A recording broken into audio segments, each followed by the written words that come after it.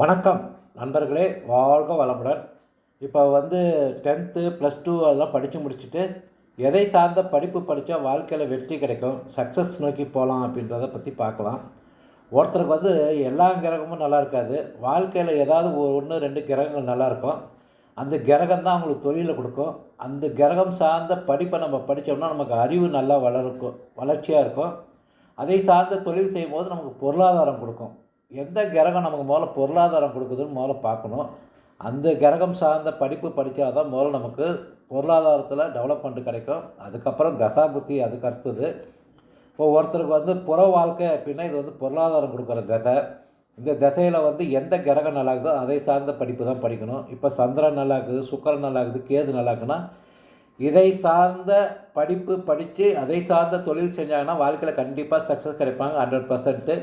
எப்படியா இருந்தாலும் தசா புத்தி அந்தரம் சூட்சமாக ஓட்டிகிட்டே இருக்கும். வாழ்க்கையில் ஏதோ ஒரு டைமில் சக்ஸஸ் கிடச்சிடும். பொருளாதாரம் கொடுக்காத கிரகம் செவ்வாய் அப்படின்னா செவ்வாய், சனி, குரு இதெல்லாம் பொருளாதாரம் கொடுக்காது அப்படின்னா அதை சார்ந்த நம்ம படிப்பெல்லாம் படித்தோம்னா நம்ம வாழ்க்கையில் சக்ஸஸ் ஆக முடியாது. எவ்வளோ தான் உழைச்சாலும் சக்ஸஸ் ஆக முடியாது. படிப்பை ஃபஸ்ட்டே நம்ம தேர்ந்தெடுத்துடணும். ஒரு வாழ்க்கையில் ஃபஸ்ட்டு ஸ்டெப்பே படிப்பு தான். அந்த படிப்பை நம்ம கரெக்டாக தேர்ந்தெடுத்துட்டு அதை சார்ந்த படிப்பை நம்ம படிச்சுட்டு எந்த கிரகம் நல்லாகுதோ அதை சார்ந்த படிப்பை நம்ம தேர்ந்தெடுத்துட்டு அதே மாதிரி அதுக்கு இப்போ நடக்கிற தசாபுத்தி அதுக்கு அடுத்து வர தசாபுத்தி வாழ்க்கையை தசாபுத்தி தான் தீர்மானம் செய்யும். அதை சார்ந்த படிப்பை நம்ம படிச்சிட்டோம்னா அதை சார்ந்த தொழிலுக்கு போவாங்க.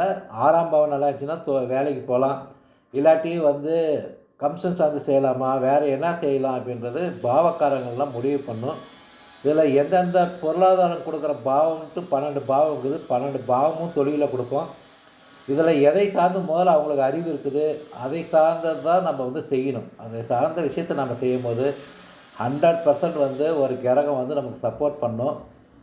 வாழ்க்கையில் எப்பயுமே எந்த கிரகம் நம்ம புறம் சார்ந்த வாழ்க்கைக்கு சப்போர்ட் பண்ணுதோ அதை சார்ந்த தொழிலோ அதை சார்ந்த படிப்போ நம்ம படித்தோம்னா நம்ம கண்டிப்பாக சக்ஸஸ் கிடைக்கும். அது தசாபுத்தியும் பார்க்கணும். அடுத்த வர தசை எந்த தசை, அந்த தசை அவங்களுக்கு நல்லா இருக்குதா இல்லையா, எதை சார்ந்து வேலைக்கு போவாங்க. 6ஆம் பாவம் நல்லா இருக்கணும். ஒருத்தர் வேலைக்கு போகணும் அப்படின்னா 6ஆம் பாவம் வீக்காக இருக்குது அப்படின்னா அவங்களால வேலைக்கெலாம் போய் சம்பாதிக்க முடியாது.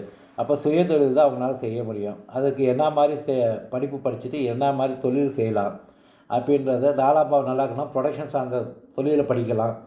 இது மாதிரி கிரகம் பாவம் இதெல்லாம் கணிதம் பண்ணி ஒரு தனி மனிதருக்கு தான் பார்க்கணும்.